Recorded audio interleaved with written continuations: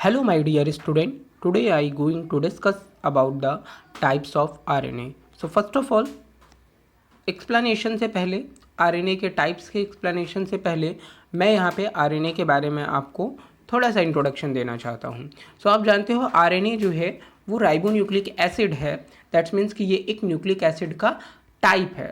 दो टाइप के nucleic acid होते हैं, एक डीएनए होता है और सेकेंड वन आरएनए होता है। सो राइबोन्यूक्लिक एसिड के बारे में अगर हम बात करें so this is a polymer of nucleotide. अब न्यूक्लियोटाइड क्या होते हैं तो आप जानते हो न्यूक्लियोटाइड का जो स्ट्रक्चर है वो राइबोस शुगर, फॉस्फेट और बेसिस से फॉर्म होता है। बेसिस की बात करें तो यहाँ पे adenine, guanine, cytosine and uracil present होता है। आप जानते हो कि थाइमिन यहाँ पे एब्सेंट होता है।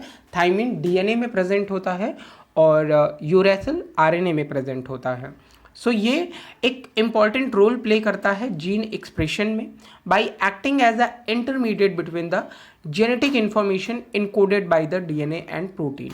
दैट मीन कि डीएनए से प्रोटीन के फॉर्मेशन करने में आरएनए एक बहुत ही इंपॉर्टेंट रोल प्ले करता है। फिर चाहे वो डिफरेंट टाइप्स के आरएनए में हम तीनों आरएनए की बात करें। सो स्टूडेंट हियर 3 टाइप्स के आरएनए प्रेजेंट होते हैं। फर्स्ट वन होता है एमआरएनए जिसे हम बोलते हैं मैसेंजर आरएनए। सेकेंड वन होता है आरआरएनए जिसे हम राइबोसोमल आरएनए बोलते हैं एंड लास्ट वन होता है टीआरएनए जिसे हम ट्रांसफर आरएनए बोलते हैं। ये 3 टाइप्स के आरएनए प्रोटीन सिंथेसिस के लिए बहुत ही इंपॉर्टेंट होते हैं। सो इन्हें हम वन बाय वन अंडरस्टैंड करेंगे। So here student first RNA जो है वो एमआरएनए है और आप जानते हो कि एमआरएनए का फॉर्मेशन हम ट्रांसक्रिप्शन की प्रोसेस के टाइम पे किए थे। ट्रांसक्रिप्शन से रिलेटेड वीडियो भी मैंने फॉर्म किया था और आपने आई होप उसे वॉच भी किया है। सो एमआरएनए को जब हम फॉर्म करेंगे वो ट्रांसक्रिप्शन की प्रोसेस में फॉर्म करेंगे जो कि फॉर्म होता है due to the help of one strand of a DNA. So RNA जो है वो क्या करता है, मैसेज को कैरी करता है डीएनए से प्रोटीन सिंथेसिस के लिए। सो ये मेन फंक्शन है एमआरएनए का। ये रिप्रेजेंट करता है, अगर हम एमआरएनए की बात करें ओवरऑल एक सेल के स्ट्रक्चर में, तो ये एक सेल में सिर्फ 5 to 10% ही प्रेजेंट होता है टोटल आरएनए का।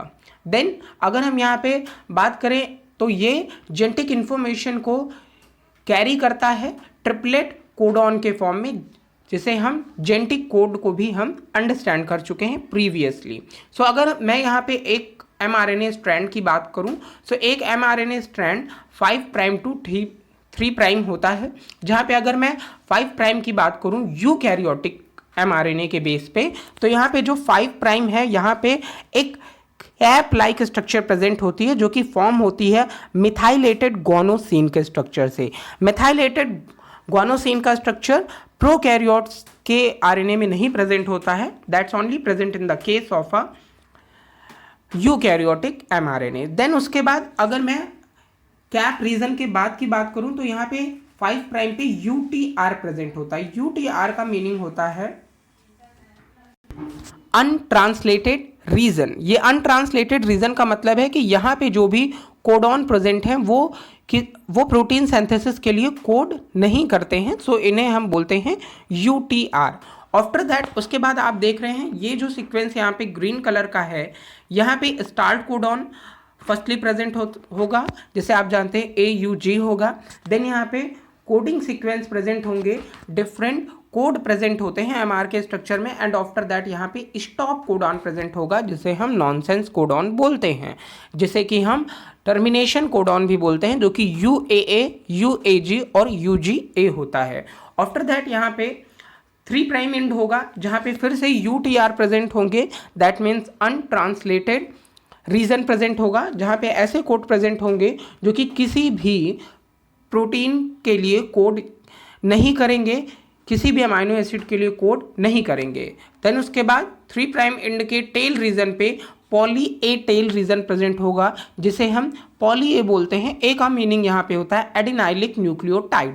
दैट मीन्स ऐसे न्यूक्लियोटाइड्स यहाँ पे प्रेजेंट हैं जिन्हें कि हम पॉली ए बोल रहे हैं और ये एमआरएनए के टेल का फॉर्मेशन करते हैं। इन स्ट्रैंड्स को तो हमने अंडरस्टैंड कर लिया एमआरएनए के स्ट्रक्चर को। देन आगे बढ़ेंगे अगर तो यहाँ पे जो एमआरएनए है यहाँ पे ये एक सिंगल स्ट्रैंडेड पॉलीन्यूक्लियोटाइड चेन होता है। प्रीवियसली हम इसे अंडरस्टैंड कर चुके हैं। यूकैरियोटिक में जो एमआरएनए है वहाँ पे 5 प्राइम पे कैप रीजन प्रेजेंट होता है जो कि ग्वानोसाइन के स्ट्रक्चर से फॉर्म है, मेथिल ग्वानोसाइन के स्ट्रक्चर से, और ये प्रोकैरियोटिक में एब्सेंट होता है। नेक्स्ट इसके बाद यहाँ पे नॉन कोडिंग रीजन प्रेजेंट होता है जिसे हम लीडर सीक्वेंस भी बोलते हैं। एमसीक्यू में पूछा जाता है लीडर सीक्वेंस का अनदर नेम, तो आप बताएंगे नॉन कोडिंग रीजन जो प्रेजेंट है यूटीआर जिसे हम बोल रहे हैं। देन उसके बाद इनिशिएटर कोडॉन प्रेजेंट होता है लीडर सीक्वेंस के बाद में, जो कि प्रोटीन सिंथेसिस में हेल्प करेगा, स्टार्ट भी करेगा। देन आफ्टर दैट अगर हम बात करें इनिशिएटर कोडॉन के बाद में, तो कोड स्पेसिफिक प्रोटीन के लिए प्रेजेंट होंगे जिसे हम एक्सॉन बोलते हैं। एक्सॉन के बारे में मैंने आपको प्रीवियसली ही इन्फॉर्म किया है कि एक्सॉन क्या होते हैं, जो कि स्पेसिफिक अमाइनो एसिड के लिए कोड का फॉर्मेशन करते हैं। देन उसके बाद जैसे ही एक्सॉन एंड होगा, देन यहाँ पे टर्मिनेटिंग कोडॉन प्रेजेंट होते हैं जो कि यूएए, यूजीए और यूएजी होता है, जो कि प्रोटीन सिंथेसिस की प्रोसेस को स्टॉप करते हैं। देन उसके बाद फिर से नॉन कोडिंग रीजन प्रेजेंट होता है, और यहाँ पे यूकैरियोटिक एमआरएनए में ही ये प्रेजेंट होगा, जहाँ पे उसके बाद पॉली ए टेल का फॉर्मेशन होता है जो कि एडिनाइलिक न्यूक्लियोटाइड से फॉर्म होता है। सो स्टूडेंट्स, ये तो फैक्ट थे रिलेटेड थे एमआरएनए के स्ट्रक्चर से, जो कि ट्रांसक्रिप्शन के प्रोसेस में फॉर्म हुआ। फर्दर हम नेक्स्ट आरएनए की बात करते हैं। अगला आरएनए यहाँ पे होगा टीआरएनए, जिसे हम ट्रांसफर आरएनए बोलते हैं। तो आप यहाँ पे वर्ड से ही समझ पा रहे होंगे कि ये ट्रांसफर कर रहा है कुछ ना कुछ, ये ट्रांसफर में हेल्प करता है। सो ये अगर मैं ओवरऑल टीआरएनए की बात करूँ, सो ये अमाइनो एसिड को ट्रांसपोर्ट करने का वर्क कर रहा है प्रोटीन सिंथेसिस की प्रोसेस में, इसीलिए हम इसे टीआरएनए या ट्रांसफर आरएनए बोलते हैं। ये ओवरऑल आरएनए के स्ट्रक्चर का 10 to 15% होता है सेल के स्ट्रक्चर में। ये पॉलीन्यूक्लियोटाइड चेन का स्ट्रक्चर है जो कि फोल्डेड मॉडल में भी प्रेजेंट होता है और क्लोवर लीफ मॉडल में भी प्रेजेंट होता है। स्टूडेंट, अगर मैं क्लोवर लीफ मॉडल की बात करूं तो क्लोवर लीफ मॉडल टीआरएनए का है स्पेसिफिक, जिसे कि रॉबर्ट होली नाम के साइंटिस्ट ने प्रेजेंट किया था, रिप्रेजेंट किया था क्लोवर लीफ मॉडल को, और इसके लिए इन्हें नोबेल प्राइज भी मिला था। आपके माइंड में आ रहा होगा कि क्लोवर लीफ है क्या। सो क्लोव एक प्लांट होता है, तो उनमें जो लीफ का स्ट्रक्चर है उससे इनको सिमिलैरिटी इन्होंने रॉबर्ट होली जी ने डिफाइन की, और इन्होंने बोला कि ये क्लोवर प्लांट की जो लीफ है, क्लोवर को ट्राइफोलिएट भी बोलते हैं, प्लांट बोलते हैं, बॉटैनिकल नेम है ट्राइफोलिएट, वैसे इनकी लीफ का स्ट्रक्चर होता है। इसलिए टीआरएनए को क्लोवर लीफ मॉडल भी रिप्रेजेंट किया गया है, और साथ ही साथ इसका पॉलीन्यूक्लियोटाइड का फोल्डेड स्ट्रक्चर भी रिप्रेजेंट किया गया है। अगर बात करें यहाँ पे स्ट्रक्चर ऑफ अ टीआरएनए की, so structure of a tRNA से पहले मैं आपको इसका फोल्डेड स्ट्रक्चर और इसका क्लोवर लीफ स्ट्रक्चर भी दिखाना चाहूँगा। सो स्टूडेंट, हियर आप देख पा रहे हैं ये क्या है, पॉलीन्यूक्लियोटाइड के सीक्वेंसेस हैं, प्रेजेंट हैं, देख रहे हैं 5 प्राइम एंड और 3 प्राइम रिप्रेजेंट कर रहे हैं, यहाँ भी 5 प्राइम और 3 प्राइम। लेकिन अब इनके स्ट्रक्चर में चेंजेस क्या है, ये टीआरएनए का 2 डायमेंशनल मॉडल है और ये 3D मॉडल है। दैट्स मीन्स कि ये जो स्ट्रक्चर आप देख रहे हो ये न्यूक्लियोटाइड का फोल्डेड स्ट्रक्चर है, that is a nucleotide folded structure. और ये जो स्ट्रक्चर आप देख रहे हो ये क्लोवर लीफ मॉडल है टीआरएनए का, जो कि रॉबर्ट होली ने रिप्रेजेंट किया था। तो आई होप यहाँ पे आप इनसे समझ गए होंगे, आगे की बातें हम नेक्स्ट इमेज से अंडरस्टैंड करेंगे। So student, here next slide में अगर हम बात करें, सो मैंने यहाँ पे बताया कि जो स्ट्रक्चर ऑफ अ टीआरएनए है वो क्लोवर लीफ मॉडल में भी प्रेजेंट है, और उसका सिंपलर मॉडल भी है, सिंपल स्ट्रक्चर भी है, और साथ ही साथ उसका फोल्डेड स्ट्रक्चर भी प्रेजेंट है। तो tRNA single stranded polynucleotide chain है। आप जानते हो कि आरएनए ही एक सिंगल स्ट्रैंडेड स्ट्रक्चर है, तो टीआरएनए भी एक सिंगल स्ट्रक्चर भी है। देन यहाँ पे मैंने आपको बताया कि ट्राइफोलिएट लीफ, इसीलिए इसे क्लोवर प्लांट से रिलेट करते हैं, मैंने पहले ही आपको बताया। देन उसके बाद यहाँ पे 4 आर्म्स होती हैं। स्टूडेंट, ये बहुत इंपॉर्टेंट पार्ट है, इनकी 4 आर्म्स के बारे में आपको जरूर पता होना चाहिए। तो फर्स्टली यहाँ पे ये जो मॉडल आप देख रहे हो that is a clover leaf model, और इनमें हम टीआरएनए की 4 आर्म्स के स्ट्रक्चर को भी अंडरस्टैंड करेंगे। सो फर्स्ट थिंग है यहाँ पे पहली आर्म जो आपको दिख रही है ये है फर्स्ट आर्म का स्ट्रक्चर। इस आर्म के बारे में हम बात कर रहे हैं। ये आर्म जो है ये अमाइनो एसिड बाइंडिंग साइट है, या इसे एक्सेप्टर आर्म भी बोलते हैं। अब आप क्यों यहाँ पे बोलोगे कि ये अमाइनो एसिड बाइंडिंग साइट है, क्योंकि आप यहाँ पे देख पा रहे हो कि ये 5 प्राइम एंड है और ये 3 प्राइम एंड है। 5 प्राइम एंड में यहाँ तक के जो भी न्यूक्लियोटाइड्स के पेयर या नाइट्रोजनस बेस प्रेजेंट है ये पेयर में है। जो यहाँ पे 7 पेयर हैं आप इनको काउंट कर पाएंगे बहुत ही आसानी से। तो ये जो 7 है वो बेस पेयर के फॉर्म में प्रेजेंट है, लेकिन जो आप यहाँ पे 3 स्ट्रक्चर देख रहे हो, 3 बेसिस का स्ट्रक्चर देख रहे हो वो अनपेयर्ड फॉर्म में है। तो ये एक्सेप्टर आर्म है जो कि अमाइनो एसिड को एक्सेप्ट करेगी साइटोप्लाज्म के स्ट्रक्चर में। और इस प्रोसेस को ये कैसे एक्सेप्ट करेंगे उन्हें हम ट्रांसलेशन में समझेंगे। यहाँ सिर्फ हम टीआरएनए के स्ट्रक्चर की बात करेंगे। सेकेंड आर्म की अगर मैं बात करूँ तो इस सेकेंड आर्म जो होती है वो टी साई सी आर्म होती है या टी साई सी आर्म लूप भी बोलते हैं। सो ये आप लूप का स्ट्रक्चर देख पा रहे हैं, टी साई सी आर्म का स्ट्रक्चर है ये। इस आर्म का मेन फंक्शन होता है कि ये टीआरएनए को राइबोसोम के स्ट्रक्चर से अटैच करती है। अब ये राइबोसोम के स्ट्रक्चर से क्यों अटैच करती है तो मैं फिर यही बोलूँगा कि हम इसे ट्रांसलेशन में समझेंगे, यहाँ सिर्फ हम स्पेसिफिक टीआरएनए को समझते हैं। देन उसके बाद थर्ड आर्म आप जो यहाँ पे देख रहे हो ये है DHU आर्म या डी आर्म लूप भी इसे बोलते हैं। सो ये DHU आर्म एंड लूप है।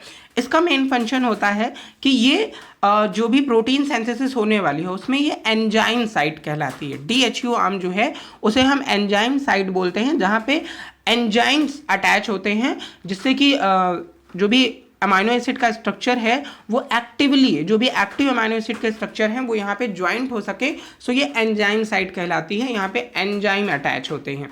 देन ये most important site last site है जिसे कि हम एंटीकोडॉन आर्म बोलते हैं, और ये एंटीकोडॉन आर्म एंड लूप का स्ट्रक्चर है जो कि यहाँ पे 4th साइट या 4 आर्म का स्ट्रक्चर यहाँ पे रिप्रेजेंट करता है। अब एंटीकोडॉन क्या है तो जेनेटिक कोड में मैंने आपको एक्सप्लेन किया था कि कोड और एंटी कोड के बारे में। सो सिंपल सी बात है कि जो mRNA होता है उसमें कोड प्रेजेंट होते हैं, प्रीवियसली अभी हमने समझा।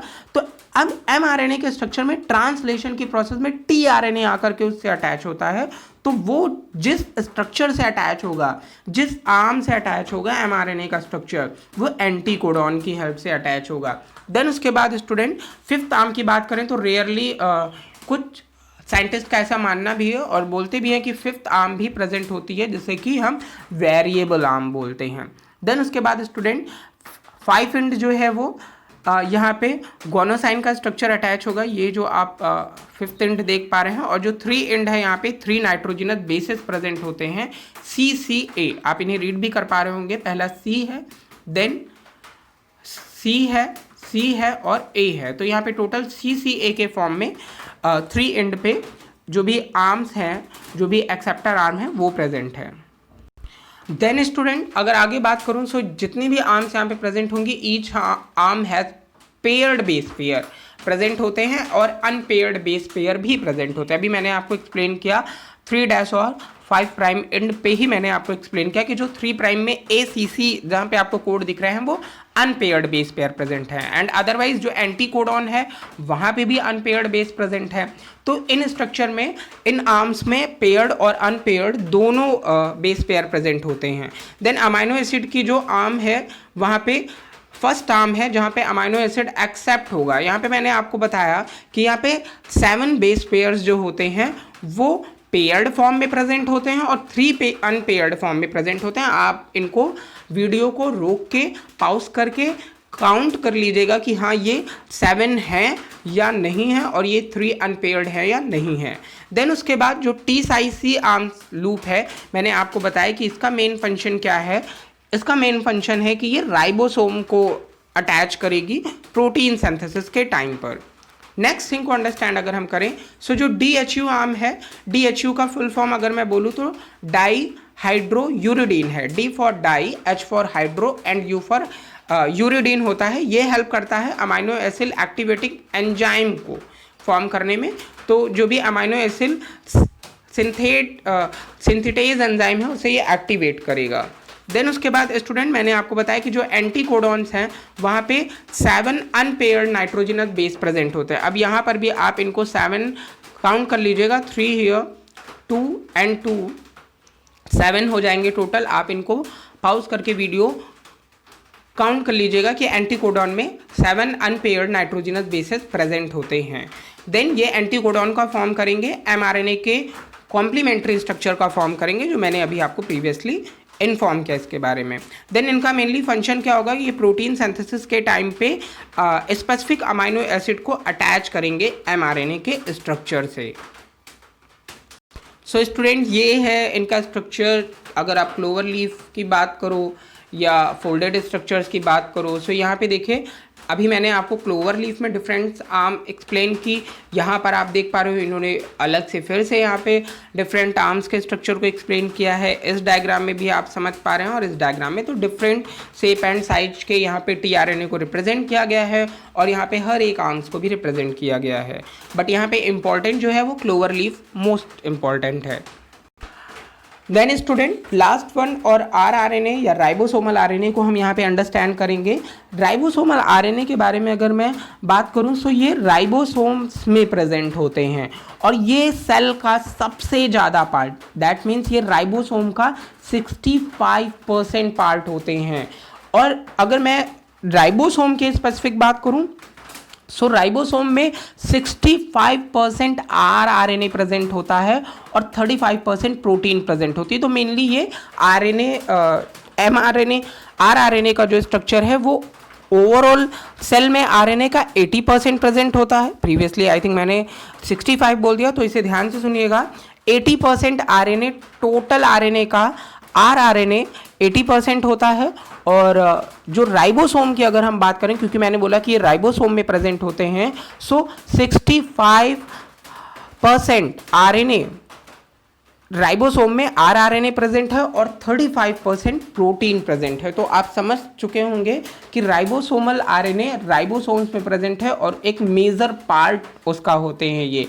और ये राइबोसोम आरआरएनए जो है इनका मेन फंक्शन ये है कि ये प्रोटीन सिंथेसिस के टाइम पे राइबोसोम की जो 2 यूनिट होती हैं, आपको मैंने बताया कि राइबोसोम में 2 यूनिट्स प्रेजेंट होती हैं, एक स्मॉल यूनिट होती है और एक लार्ज यूनिट होती है। तो ये अगर आप इस डायग्राम में देखें तो ये देखिए 2 यूनिट हैं, यहाँ पे ये 70S का रिप्रेजेंटेशन कर रहे हैं।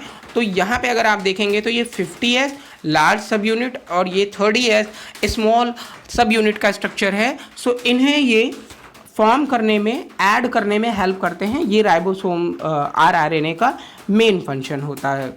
सो ये हमने इस तरीके से ओवरऑल 4 स्ट्रक्चर्स को समझा, 3 टाइप्स के आरएनए को समझा, चाहे वो एमआरएनए हो, टीआरएनए हो या आरआरएनए हो। आपको इनके बारे में ज़रूर पता होना चाहिए, इनके फंक्शंस पता होने चाहिए, तभी आप डिफरेंट प्रोटीन सिंथेसिस की प्रोसेस कैसे होती है उसे अंडरस्टैंड कर पाए होंगे। सो आई होप ये वीडियो आपको अच्छा लगा होगा, आप अंडरस्टैंड कर पाए होंगे डिफरेंट टाइप्स के आरएनए को, चाहे वो आरआरएनए, एमआरएनए या टीआरएनए रहा हो। सो वीडियो के लास्ट में एक क्वेश्चन है आप लोगों से, आप मुझे बताओगे कमेंट बॉक्स में कि डिफरेंट टाइप्स के आरएनए का शेप कैसा होता है, आरआरएनए का शेप कैसा होता है, एमआरएनए का शेप कैसा होता है और टीआरएनए का शेप कैसे होता है।